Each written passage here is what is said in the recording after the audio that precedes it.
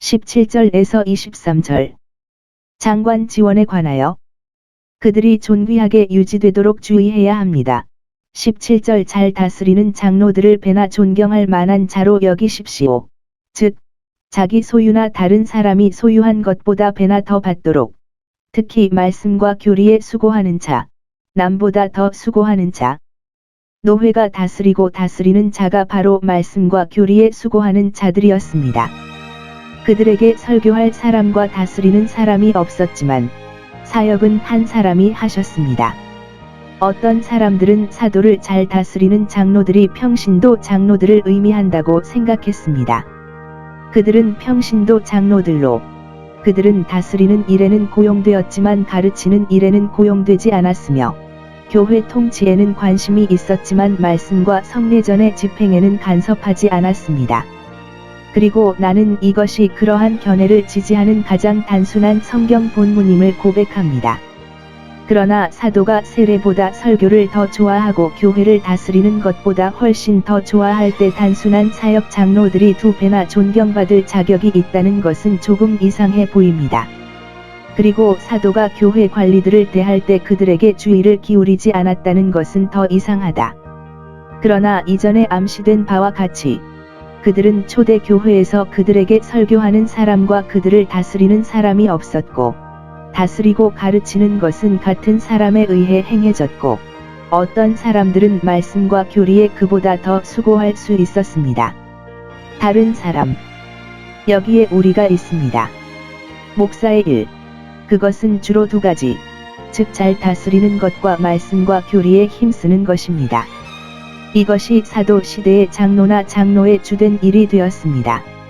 게으르지 않고 이 일에 수고한 자들에 대한 영예 그들은 두 배의 명예와 존경과 유지를 받을 자격이 있었습니다. 그는 우리가 이상하게 생각할 수도 있는 목사의 유지에 관한 이 명령을 확인하기 위해 성구를 인용합니다. 그러나 그것은 모세의 많은 율법에 얼마나 의미가 있었는지, 특히 이것에 있어서 곡식 밟는 소에게 입에 망을 씌우지 말지니, 곡식을 밟는 데 고용된 짐승들, 그들은 그것을 타작하는 대신 가져옴. 이 일을 하는 동안 먹이를 주어 일을 더 많이 할수록 더 많은 음식을 갖게 되었습니다. 그러므로 말씀과 교리에 수고하는 장로들을 잘 공급받으십시오. 일꾼이 그 상을 받기에 합당하기 때문이다. 마 10시 10분. 그리고 그가 그것을 가져야만 하는 세상의 모든 이유가 있습니다. 그러므로 우리는 율법 아래서와 지금 복음 아래서 하나님께서 그의 사역자들이 잘 공급되도록 돌보셨습니다. 하나님이 소를 돌보시며 자기 종들을 돌보지 아니하시겠느냐? 소는 썩을 빵을 만드는 곡식만 밥입니다. 그러나 목사들은 영원히 있는 생명의 떡을 떼느니라.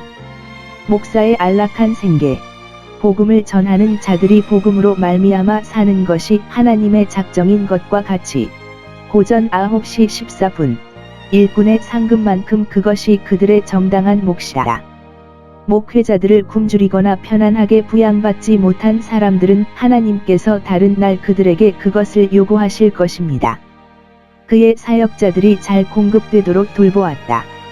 하나님이 소를 돌보시며 자기 종들을 돌보지 아니하시겠느냐? 목사를 고발함. 19절 장로에 대하여는 고발하지 말고 두세 증인 앞에서 받으라. 여기에 어떤 범죄로 기소되었을 때 장로를 고소하는 성경적 방법이 있습니다. 고발이 있어야 합니다. 확실하지 않은 보고가 되어서는 안 되며 특정 혐의가 포함된 고발이 작성되어야 합니다. 더 나아가 그는 조사의 방법으로 이의를 제기해서는 안 됩니다. 이것은 사람들이 그러한 범죄에서 스스로를 정화하거나 스스로를 고발하기 위한 조항을 작성하는 종교 재판의 현대적인 관행에 따른 것입니다.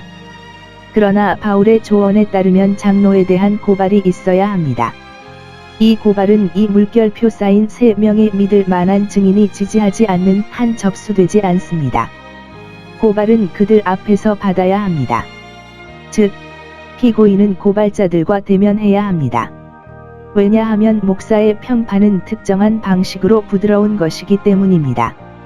그러므로 그 명성을 조금이라도 더럽히는 일을 하기 전에 그에 대해 주장하는 것이 잘 입증되고 불확실한 추측으로 인해 비난을 받지 않도록 각별한 주의를 기울여야 합니다.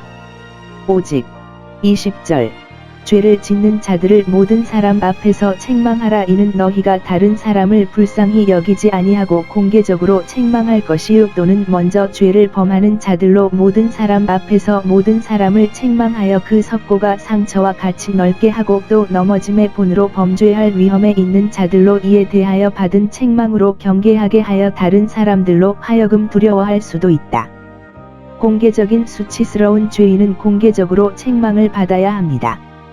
그들의 죄가 공개된 것처럼 많은 사람 앞에서 저질러졌거나 적어도 모든 사람의 귀에 들림으로 그들의 책망은 모든 사람 앞에서 공개되어야 합니다. 공개적 책망은 다른 사람들의 유익을 위해 고안되었으며 그들은 비난을 받는 당사자의 유익뿐만 아니라 두려워할 수도 있습니다. 그러므로 율법 아래서 공범자들은 공적인 형벌을 받아온 이스라엘이 듣고 두려워하여 더 이상 악을 행하지 않게 하라는 명령을 받았습니다. 목사 안수에 관하여 22절 갑자기 사람에게 안수하지 말라. 그것은 사람들을 사역의 직분에 안수하는 것을 의미하는 것 같으며 이것은 경솔하고 경솔하게 행해져서는 안 되며 합당한 시험 전에 그들의 은사와 은혜, 능력과 자격이 평가되어야 합니다. 어떤 사람들은 사면에 대해 이해합니다. 아무에게도 조급하게 안수하지 말고 회개에 대한 진정성을 먼저 나타내기까지 교회의 책망을 아무에게도 돌리지 말며 다른 사람의 죄에 참여하지도 말고 너무 쉽게 교회의 책망을 면하는 사람들이 이와 같이 묵인되는 죄를 범하도록 다른 사람들을 격려하고 스스로 죄를 짓는다는 것을 의미합니다. 관찰하십시오. 우리는 항상 우리 자신을 조심하여 다른 사람의 죄에 참여하는 자가 되지 않도록 해야 합니다. 너 자신과 같은 일을 하는 것뿐만 아니라 그것을 용납하지 않거나 어떤 식으로든 다른 사람에게 접근하지 않도록 내 자신을 순수하게 유지하십시오. 목회자의 성급한 안수나 교회의 책망을 받은 자의 사면에 대한 주의, 갑자기 아무에게나 손을 대지 말라. 경솔한 자들은 어찌되든지 다른 사람의 죄에 참여하는 자가 되리라. 우리가 순수하려면 우리 자신을 순수하게 유지해야 합니다. 하나님의 은혜는 우리를 순결하게 만들고 지키지만 그것은 우리 자신의 노력에 의한 것입니다. 어떤 경우에나 다른 사람들의 죄에 참여하는 자가 될 것입니다.